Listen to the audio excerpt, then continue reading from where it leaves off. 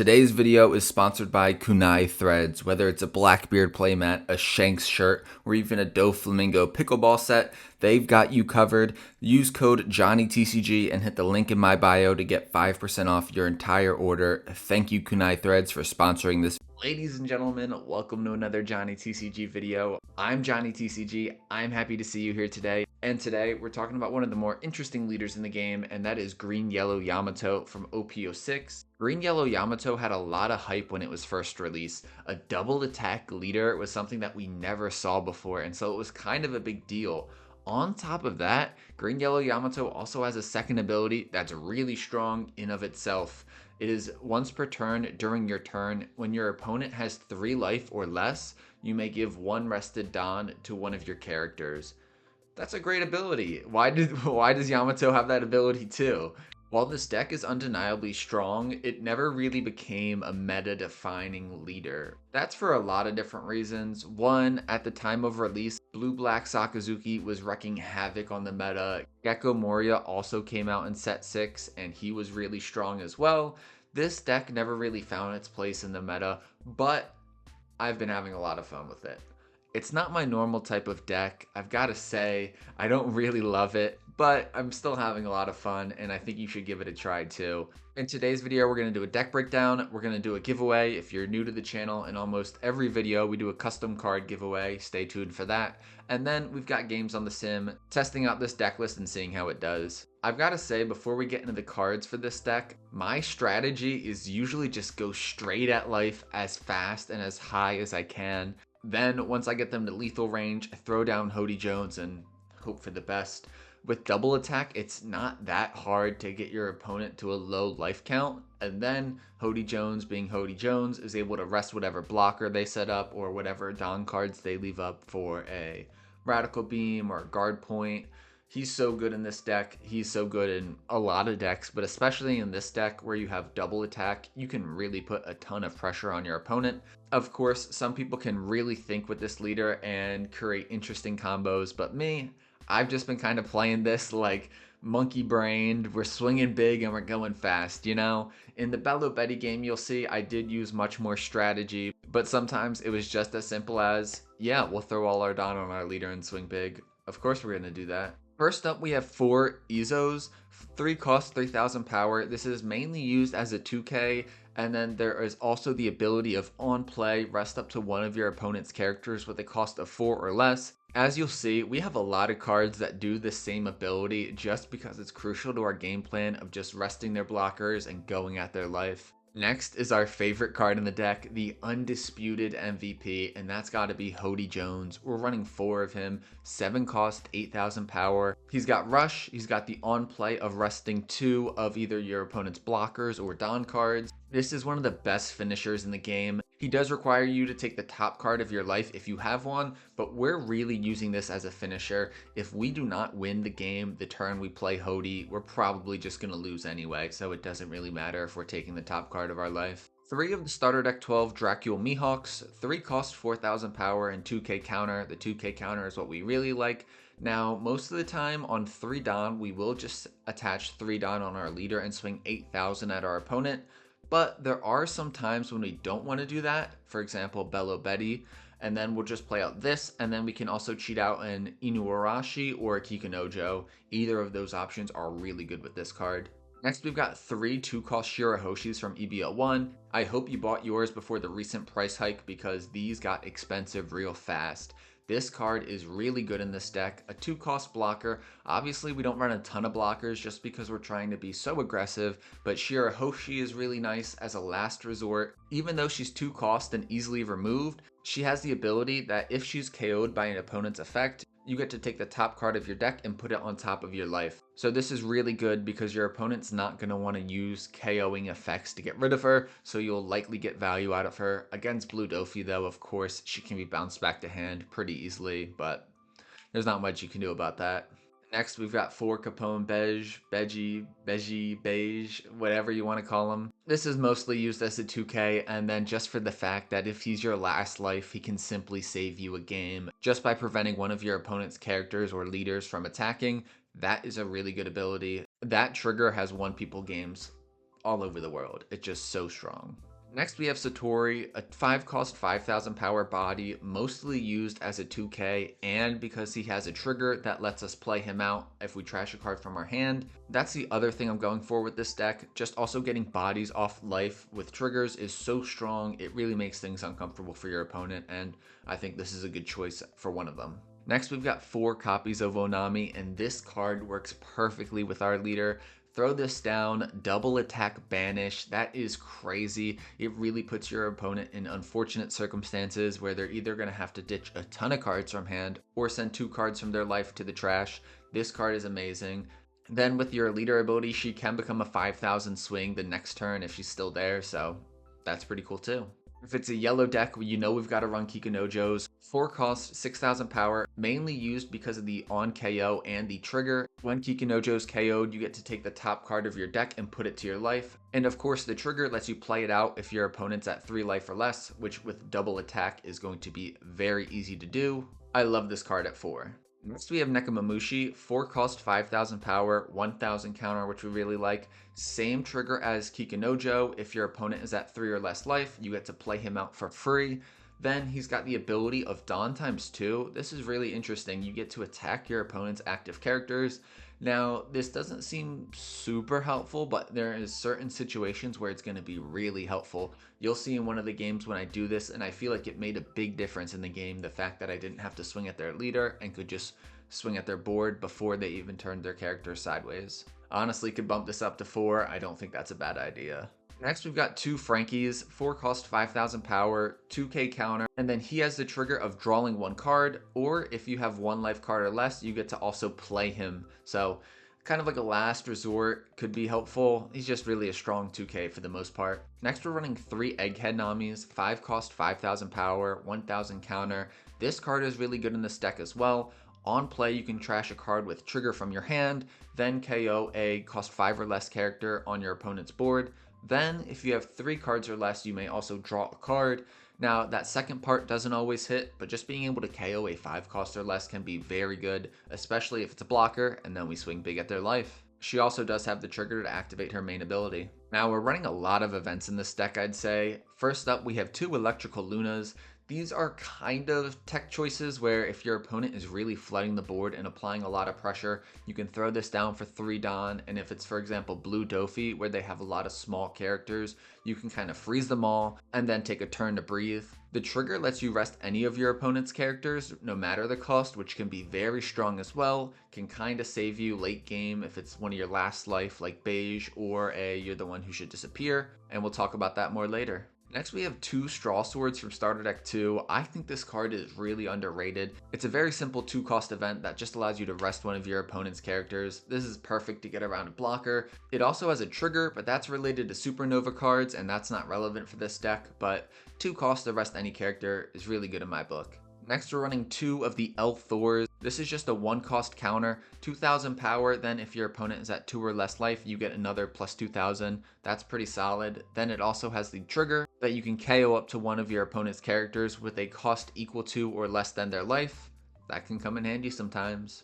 This isn't really a super defensive deck, but sometimes you just need to survive one more turn so you can really just push for game. Next we have 4 of the You're the One Who Should Disappear, a 0 cost 3000 power event. You trash a card from your hand, give a character or leader plus 2000 power.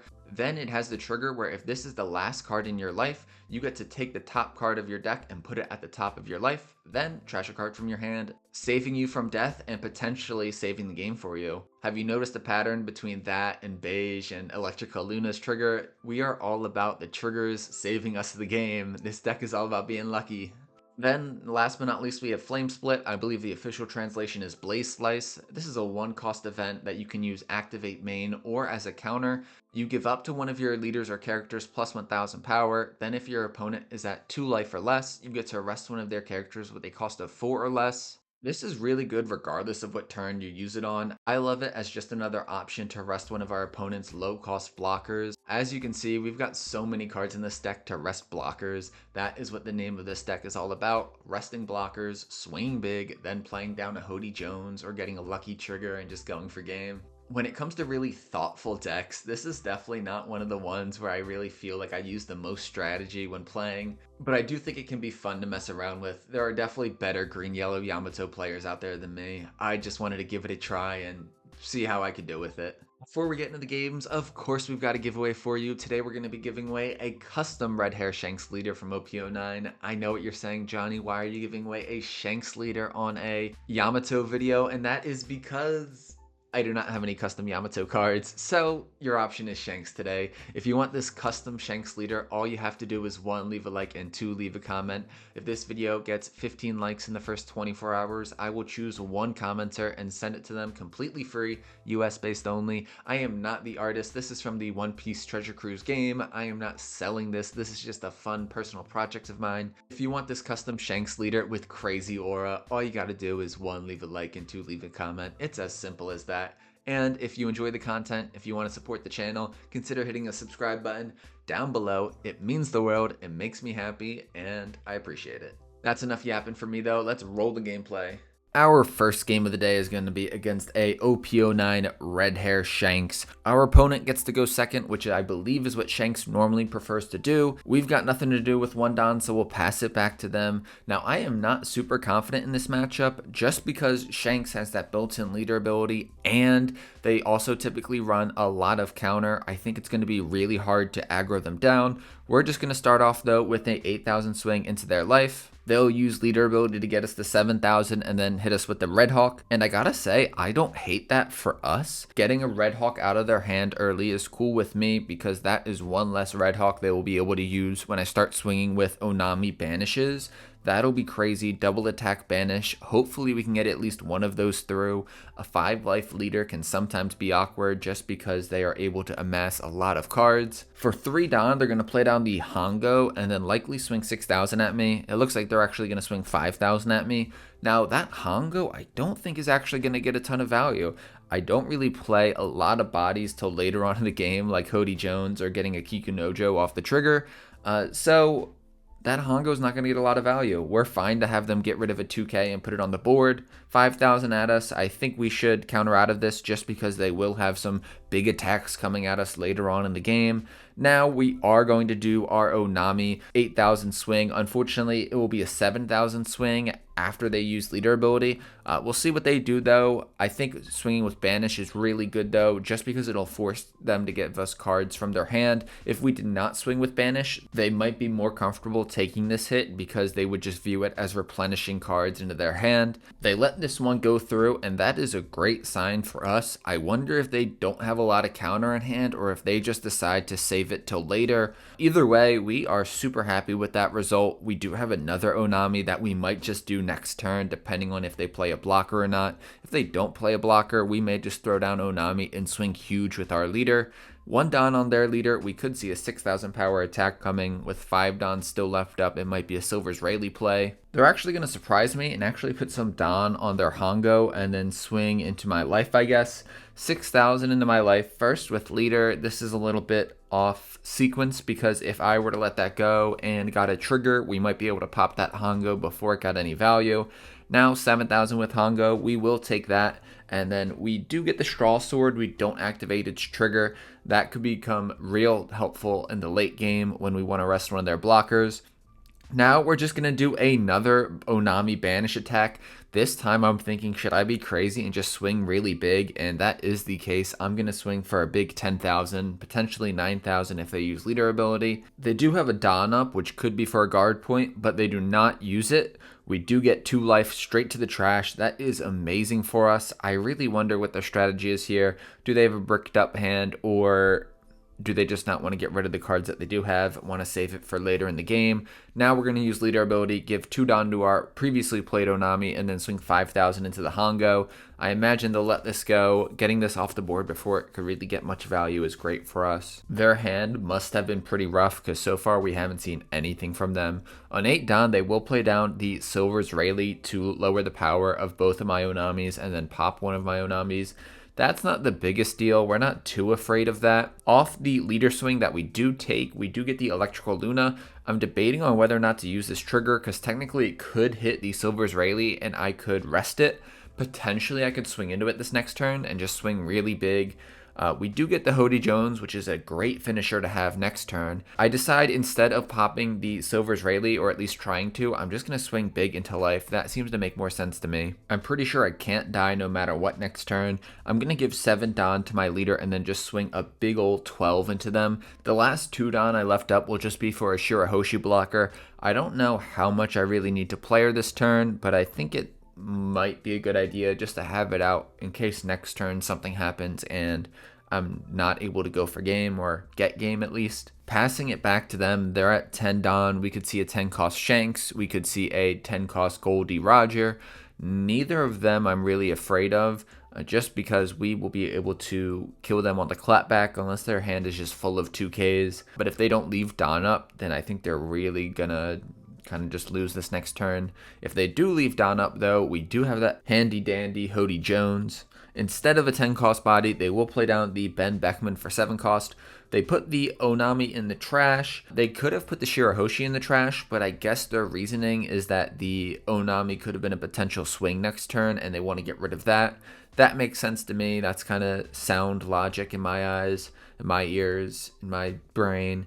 Now they're going to do 8,000 with Silver's Rayleigh at me. I think that I should just take this. I don't think I'm really in danger of dying, and I think we might just win this next game or this next turn. So 8,000 at me. We get the trigger. We are going to use it actually. We're going to trash a Satori to play another Satori. I don't think I'll need it this next turn between Hody Jones and just my leader swing, but hey, we'll take it. Extra insurance to go for game next turn. Now they'll throw a Don on their leader and are going to swing 6,000 into me. We can just take this as well. A Kikinojo trigger would have been pretty funny, but we don't.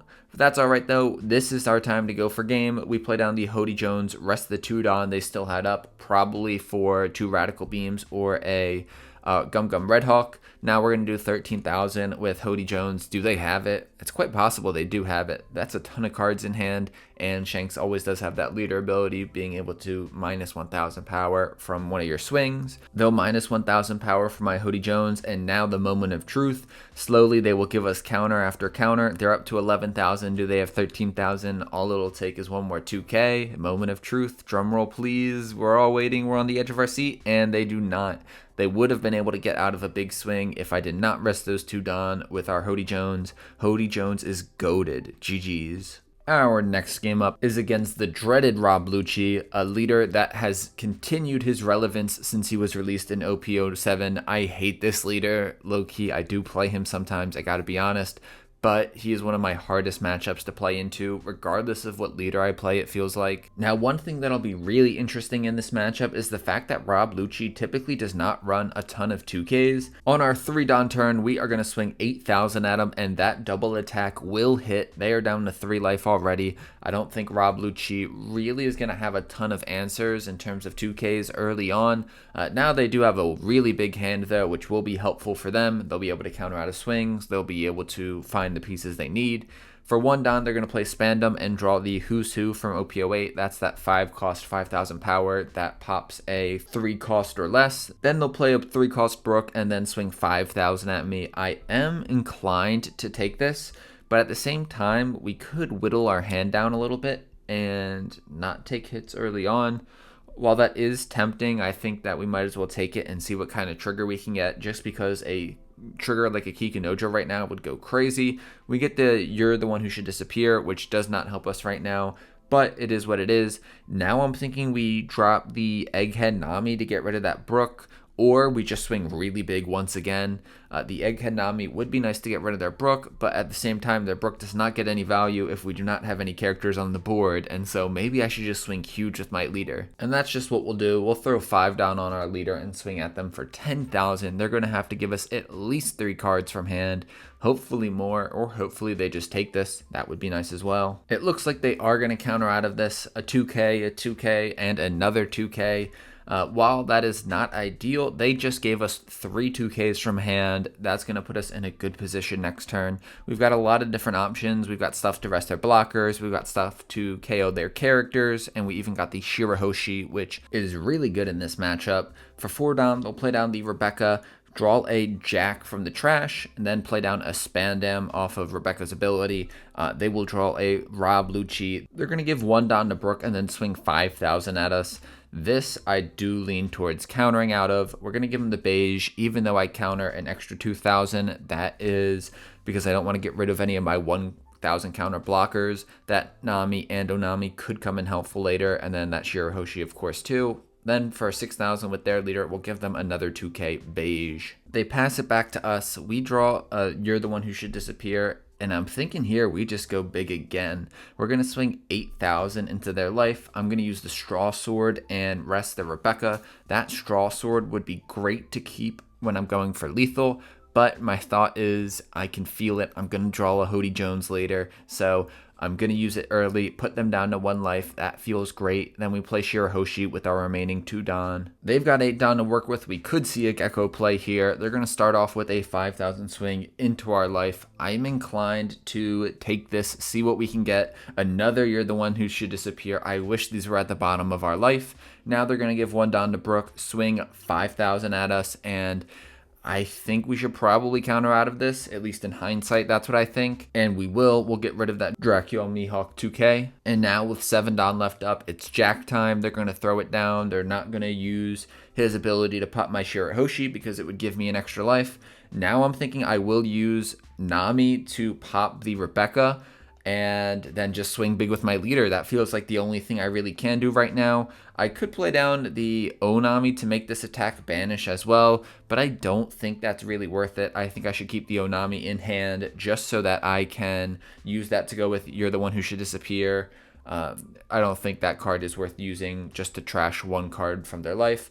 They will take that hit, and now they're down to 0. We just have to find a way to hit their life next turn.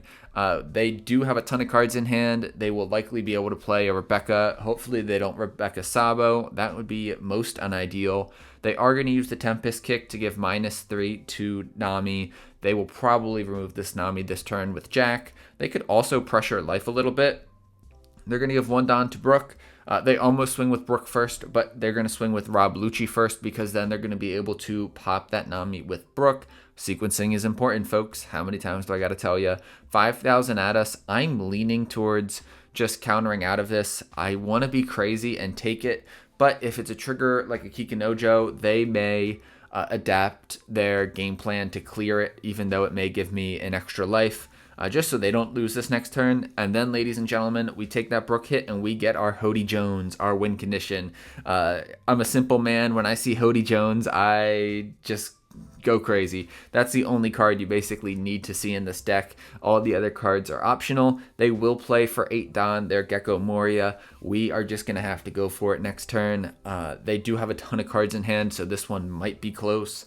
They will play the Rebecca off Gecko, and with Rebecca, what will they bring back? Off Rebecca, they will bring back a Khalifa. They're also going to play down a Suru off the Gecko, but I don't think that actually does anything. I think that might just be for the memes.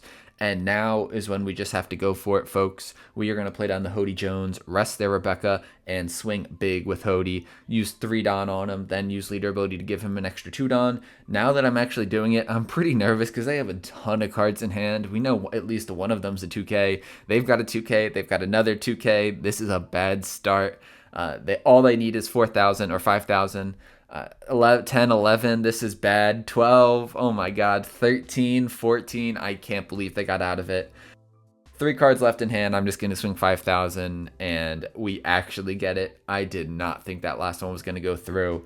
That was a really close one, but that just goes to show you how strong Hody Jones is and how I literally play with no strategy when it comes to this deck. Other decks, of course, I am way more thoughtful in my plays, but at least with Green Yellow Yamato, I've just been enjoying being no thoughts, just big swings at leader and then drop Hody eventually. This isn't even like a rare occurrence for me. A lot of my games just end with a Hody play because he's so strong, and with your leader ability, you're able to get people's life down really quickly. A matchup against Bello Betty is going to be very interesting because they have a lot of triggers. So my double attacks might end up giving them multiple bodies in a single turn, which feels a little bit scary. We're going to do a Dracula Mihawk Inuarashi play.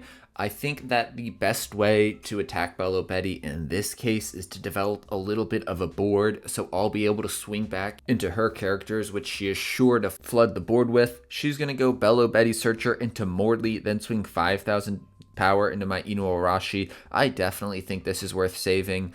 The Inuarashi is just a 1k, so I'll give him that. The Frankie is a 2k, so I'd rather keep that. We do have the Onami, which the Onami will be so good in this matchup. As I said before, Bello Betty relies a lot on triggers, and with Onami, we'll be able to get rid of those triggers.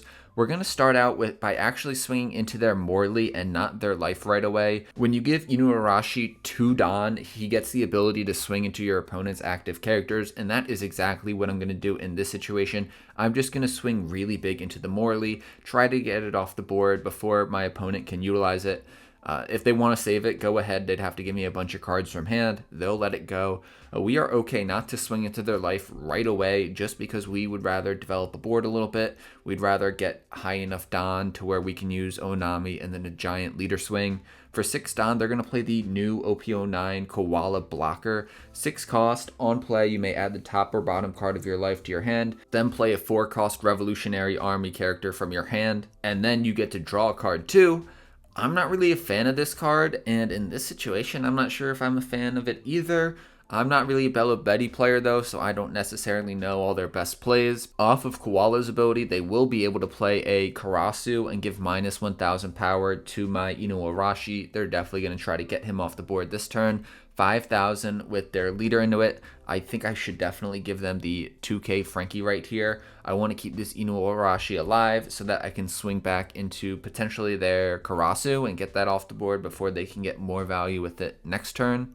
After I counter, they'll pass it back to me, and we do get the Shirahoshi, which is a very good card in this matchup because they have a lot of cards that can KO her, and if they KO her with an effect, we get a life. So, hey, I'll take that. I think we're going to go big again with Inuarashi into the Karasu, just because we do not want it to get much value. We're going to swing big, 9,000 into it. If they want to block with Koala, then we'll probably swing big into life, perhaps. Maybe I should be a little bit restrained and just play out the Shirahoshi and then leave 1 Dawn up for El Thor. I know I joked about not doing any thinking with this deck, but I guess in this matchup I am doing quite a bit of thinking just because I don't want to go in guns blazing and letting them hit like 3 triggers in a row and then I die instantly. Of course, we have our own triggers, so you never know what could happen. They still haven't swung into our life at all yet. For 4 Dawn, they're going to play Ivankov and then use leader ability, trash Lindbergh from their hand, and give all 3 characters plus 3,000 power. Then off Ivankov's ability, they can play the Inazuma. The Inazuma will be able to have rush, so now I am in a little bit of a pickle. They're going to be able to apply a ton of pressure this turn. I don't think I'll be able to save the Inuarashi. They might not even go for the Inuarashi. They're going to start off with an 8,000 swing into my life. I take that. Now 7,000 into Inuarashi. I'm going to let that go. They're going to have a 5,000 swing with their Bello Betty character. I'm thinking maybe we El Thor out of this, or maybe we take it. We'll El Thor out of that one. And then they actually are not going to swing with their leader. I'm assuming that's because they're worried about getting a trigger themselves, and I think that is a very fair worry. For 2 Dawn, we're going to play Onami, and then I'm thinking we're just going to swing really big into their life. Before we do that, though, we are going to try to clear one of their bodies. The question is, do we try to clear the Karasu or the Bello Betty?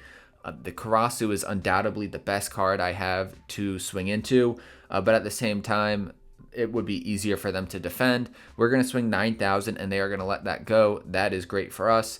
Unfortunately, I gave my Dracula Mihawk an extra 3 Dawn, so now I'm going to only swing for 9,000 with my leader. We'll see if they can counter out of that. The great news is that they can't counter out of it, so now they're down to 1 life. We are in prime position this next turn, but they're at 10 Dawn. They have a lot of options. Bello Betty, I believe, now runs the 8-cost Dragon, which can apply a ton of pressure as well. We've got 3 life and a blocker up. Not a lot of counter in hand. They'll start their turn by trashing an Ivankov and powering up their Inazuma, Ivankov, and Bello Betty characters using leader ability. Then they're going to play down Lindbergh and then Koala. The koala makes them take the top of their life, and then they don't play any other characters out with the koala, so I'm a little lost. They're going to swing 5,000 into us with their Bello Betty character, and we get the Kikunojo trigger. I will take that. I think now, as long as we survive these next 3 hits, which we should, we will probably come away with the dub. Now they're going to go 8,000 with their Bello Betty leader. We'll take this again, and we do get the Electrical Luna. This trigger lets us rest up to one of our opponent's characters, and we will just rest their Ivankov. I do consider resting their Koala just for the clapback. But it really doesn't matter either way. Either way, we are going to win this game. They do have 1 down up, and they're going to swing 7,000 into us with their Inazuma. We'll take that. We do not get another trigger, which another trigger would have been crazy. It doesn't matter, though. We have Hody Jones himself, the man, the myth, the legend. They concede before I can even play him. They were not going to be able to survive that turn, even if I didn't really have Hody Jones. I think we'd have the math pretty easily. They did have that 1 cost 2,000 power event and then 1k of counter with Bello Betty, but that is just about it, and the koala, but we would have been able to get through that. GG's. Ladies and gentlemen, those are the games I got for you today. What did you think about them? I had a lot of fun playing this leader. I can't say that Yamato is my favorite leader, but it's fun to mess around with something new. You know, Hody Jones, of course, the GOAT, the man, the myth, the legend. He has just won me so many games just by being a menace and having that busted ability. If you liked what you saw, consider hitting that subscribe button, consider hitting a like, consider leaving a comment. If you made it this far, you're a real one. I appreciate you. And let me know what other leaders I should play. I love hearing from you. That's all I got. Peace. Subscribe.